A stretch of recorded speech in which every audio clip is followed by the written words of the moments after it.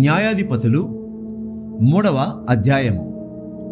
ఇశ్రాయేలీయులకును కనానీయులకును జరిగిన యుద్ధములన్నిటినీ చూడని వారందరినీ శోధించి ఇశ్రాయేలీయుల తరతరముల వారికి అనగా పూర్వము ఆ యుద్ధములను ఏమాత్రమును చూడని వారికి యుద్ధము చేయ నేర్పినట్లు యెహోవా ఉండనిచ్చిన జనములు ఇవి. ఫిలిష్తీయుల 5 సర్దారుల జనులను, కనానీయులందరూ, సీదోనీయులను, బయల్హెర్మోను మొదలుకొని హమాతునకు పోవు మార్గము వరకు లెబానోను కొండలో నివసించు హివ్వీయులను యెహోవా మోషే ద్వారా తమ తండ్రులకిచ్చిన ఆజ్ఞలను వారు అనుసరింతురో లేదో తెలుసుకొనున్నట్లు ఇశ్రాయేలీయులను పరిశోధించుటకై ఆ జనములను ఉండనిచ్చెను. కాబట్టి ఇశ్రాయేలీయులు, కనానీయులు, హిత్తీయులు, అమోరీయులు, పెరిజ్జీయులు, హివ్వీయులు, యెబూసీయులను జనుల మధ్య నివసించుచు వారి కుమార్తెలను పెళ్లి చేసుకొనుచు వారి కుమారులకు తమ కుమార్తెలనిచ్చుచు వారి దేవతలను పూజించుచు వచ్చిరి. అట్లు ఇశ్రాయేలీయులు యెహోవా సన్నిధిని దోషులై తమ దేవుడైన యెహోవాను మరచి బయలు దేవతలను, దేవతా స్తంభములను పూజించిరి. అందును గూర్చి యెహోవా కోపము ఇశ్రాయేలీయుల మీద మండగా ఆయన ఆరామున హరాయిము యొక్క రాజైన కూషన్రిషాతాయిము చేతులకు దాసులగుటకై వారిని అమ్మివేశెను. ఇశ్రాయేలీయులు 8 సంవత్సరములు కూషన్రిషాతాయిమునకు దాసులుగా నుండిరి. ఇశ్రాయేలీయులు యెహోవాకు మొరపెట్టగా యెహోవా కాలేబు తమ్ముడైన కనజు యొక్క కుమారుడును ఒత్నీయేలును రక్షకునిగా ఇశ్రాయేలీయుల కొరకు నియమించి వారిని రక్షించెను. యెహోవా ఆత్మ అతని మీదికి వచ్చెను గనుక అతడు ఇశ్రాయేలీయులకు న్యాయాధిపతి అయి యుద్ధమునకు బయలుదేరగా యెహోవా ఆరామున హరాయిము రాజైన కూషన్రిషాతాయిమును అతని చేతికి అప్పగించెను. అతడు కూషన్రిషాతాయిమును జయించెను. అప్పుడు 40 సంవత్సరములు దేశము నెమ్మది పొందెను. అటు తరువాత కనజు కుమారుడైన ఒత్నీయేలు మృతి నొందెను. ఇశ్రాయేలీయులు మరలా యెహోవా దృష్టికి దోషులైరు గనుక వారు యెహోవా దృష్టికి దోషులైనందున యెహోవా ఇశ్రాయేలుతో యుద్ధము చేయుటకు మోయాబు రాజైన ఎగ్లోనును బలపరచెను. అతడు అమ్మోనీయులను, అమాలేకీయులను సమకూర్చుకొని పోయి ఇశ్రాయేలీయులను ఓడగొట్టి ఖర్జూర చెట్ల పట్టణమును స్వాధీనపరచుకొనెను. ఇశ్రాయేలీయులు 18 సంవత్సరములు మోయాబు రాజునకు దాసులైరి. ఇశ్రాయేలీయులు యెహోవాకు మొరపెట్టగా బెన్యామీనీయుడైన గెరా కుమారుడగు యెహూదను రక్షకుని వారి కొరకు యెహోవా నియమించెను. అతడు ఎడమ చేతి పనివాడు. అతని చేతను ఇశ్రాయేలీయులు మోయాబు రాజైన ఎగ్లోనుకు కప్పము పంపగా ఏహూదు 3 పొడవు గల 2 అంచుల కత్తిని చేయించుకొని తన వస్త్రములో తన కుడి తొడ మీద దానిని కట్టుకొని ఆ కప్పము మోయాబు రాజైన ఎగ్లోనుకు తెచ్చెను. ఆ ఎగ్లోను బహు స్థూలకాయుడు. ఏహూదు ఆ కప్పము తెచ్చి ఇచ్చిన తరువాత కప్పము మోసిన జనులను వెళ్ళనంపి గిల్గాలు దగ్గరనున్న పెసీలీము వద్ద నుండి తిరిగి వచ్చి, రాజా, రహస్యమైన మాట ఒకటి నేను నీతో చెప్పవలెననగా అతడు తన యొద్ద నిలిచిన వారందరూ వెలుపలికి పోవు వరకు ఊరకొమ్మని చెప్పారు. ఏహూదు అతని దగ్గరకు వచ్చినప్పుడు అతడు ఒక్కడే చల్లని మేడ గదిలో కూర్చుని ఉండెను. ఏహూదు, నీతో నేను చెప్పవలసిన దేవుని మాట ఒకటి ఉన్నదని చెప్పగా అతడు తన పీఠము మీద నుండి లేచెను. అప్పుడు ఏహూదు తన ఎడమ చేతిని చాపి తన కుడి తొడ మీద నుండి ఆ కత్తి తీసి కడుపు మీద అతని పొడిచెను. పిడియును కత్తి వెంబడి దూరగా కొవ్వు కత్తిపైని కప్పుకొనినందున అతని కడుపు నుండి కత్తిని తీయలేకపోయాను. అది వెనుక నుండి బయటికి వచ్చి ఉండెను. అప్పుడు ఏహూదు పంచపాళిలోనికి బయలు వెళ్ళి తన వెనుకను ఆ మేడగది తలుపు వేసి గడియ పెట్టెను.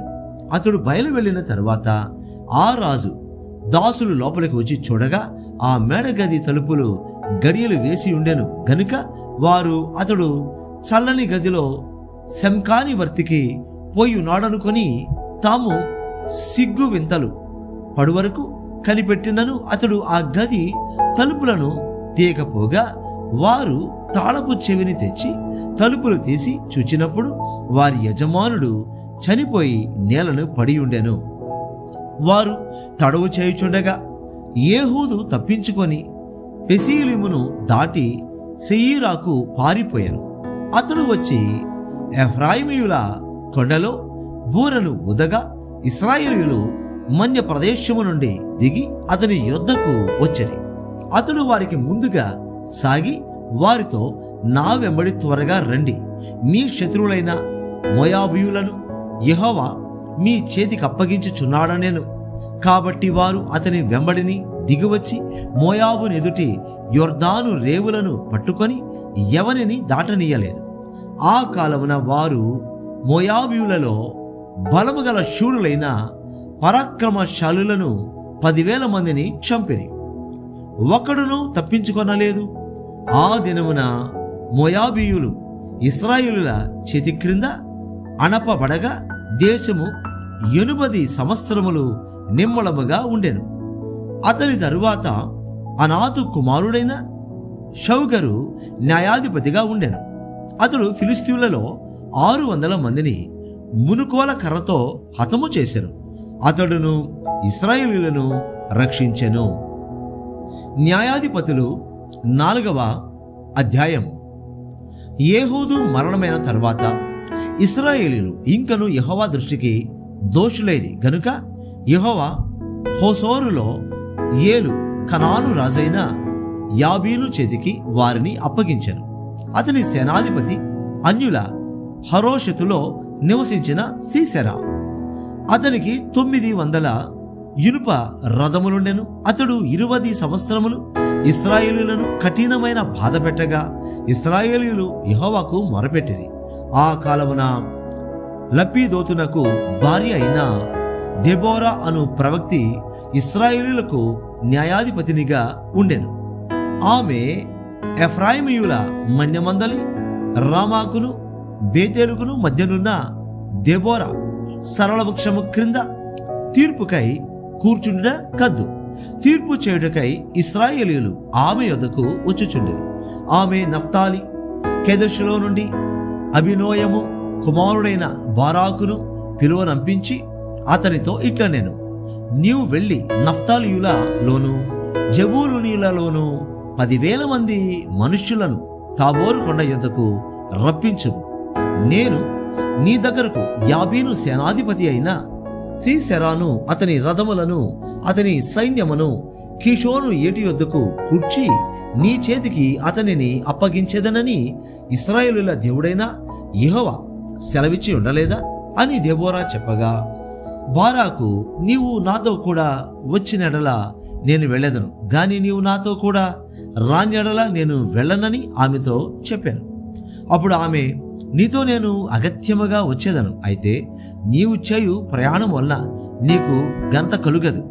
యెహోవా ఒక స్త్రీ చేతికి సీసెరాను అప్పగించునని చెప్పి తాను లేచి బారాకుతో కూడా కెదెషునకు వెళ్ళెను.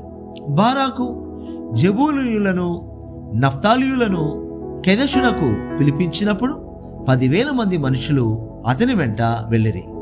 దెబోరాయు అతనితో కూడా పోయాను. అంతకులోగా కనానీయుడైన హెబెరు మోషే మామ అయిన హోబాబు సంతతి వారైన కనానీయుల నుండి వేరుపడి కెదెషునతోనున్న జయనన్నీములోని మస్తకి వృక్షమునొద్ద తన గుడారమును వేసుకుని ఉండెను. అబీనోయము కుమారుడైన బారాకు తాబోరు కొండ మీదికి పోయేనని సీసెరాకు తెలుపబడినప్పుడు సీసెరా తన రథములన్నిటినీ తన 900 ఇనుప రథములను అన్యుల హరోషతు నుండి కీషోను వాగు వరకు తన పక్షముగానున్న సమస్త జనమును పిలిపింపగా, దెబోరా లెమ్ము, యెహోవా సీసెరాను నీ చేతికి అప్పగించిన దినము ఇదే. యెహోవా నీకు ముందుగా బయలుదేరును గదా అని బారాకుతో చెప్పినప్పుడు బారాకు ఆ 10,000 మంది మనుషులను వెంటబెట్టుకొని తాబోరు కొండ మీద నుండి దిగి వచ్చెను. బారాకు వారిని హతము చేయునట్లు యెహోవా సీసెరాను అతని రథములన్నిటినీ అతని సర్వసేనను కలవరపరచగా సీసెరా తన రథము దిగి కాలినడకను పారిపోయెను. బారాకు ఆ రథములను సేనను అన్యుల హరోషెతు వరకు తరుమగా సీసెరా యొక్క సర్వసేనయు కత్తివత కూలెను, ఒక్కడైనను మిగిలి ఉండలేదు. హాసోరు రాజైన యాబీనుకును కయీనీయుడైన హెబెరు వంశస్థులకును సమాధానము కలిగి ఉండెను గనుక సీసెరా కాలినడకను కయీనీయుడగు హెబెరు భార్య అయిన యాయేలు గుడారములకు పారిపోయాను. అప్పుడు యాయేలు సీసెరాను ఎదుర్కొనబోయి అతనిని చూచి, నా ఏలినవాడా, నా తట్టు తిరుగుము, భయపడకుమని చెప్పినందున అతడు ఆమె గుడారమును జొచ్చెను. ఆమె గొంగళితో అతని కప్పగా అతడు దప్పికొని ఉన్నాను, దయచేసి దాహమునకు కొంచెము నీళ్ళమని ఆమెను అడిగాను. ఆమె ఒక పాలబుడ్డి విప్పి అతనికి దాహమిచ్చి అతని కప్పుచుండగా అతడు గుడారపు ద్వారమున నిలచియుండెను. ఎవడే కాని లోపలికి వచ్చి ఇక్కడ ఎవడైనా నున్నాడా అని నిన్ను అడిగిన ఎడల నీవు ఎవడనూ లేడని చెప్పవలన నేను. పిమ్మట హెబెరు భార్య అయిన యాయేలు గుడారపు మేకు తీసుకొని సుత్తె చేత పట్టుకొని అతని యొద్దకు మెల్లగా వచ్చి అతనికి అలసట చేత గాఢ నిద్ర కలిగి ఉండగా నేలకు దిగునట్లు ఆ మేకును అతని కణతలలో దిగగొట్టగా అతడు చచ్చెను. బారాకు సీసెరాను తరుముచుండగా యాయేలు అతనిని ఎదుర్కొన వచ్చి, రమ్ము, నీవు వెతకుచున్న మనుషుని నీకు చూపించదనగా అతడు వచ్చినప్పుడు సీసెరా చచ్చి పడి ఉండెను. ఆ మేకు అతని కణతలలో నుండెను. ఆ దినమున దేవుడు ఇశ్రాయేలీయుల ఎదుట కనాను రాజైన యాబీనును అణచెను. తరువాత వారు కనాను రాజైన యాబీనును సంహరించు వరకు ఇశ్రాయేలీయుల చెయ్యి కనాను రాజైన యాబీనుకు విరోధముగా అంతకంతకు హెచ్చుచూ వచ్చెను.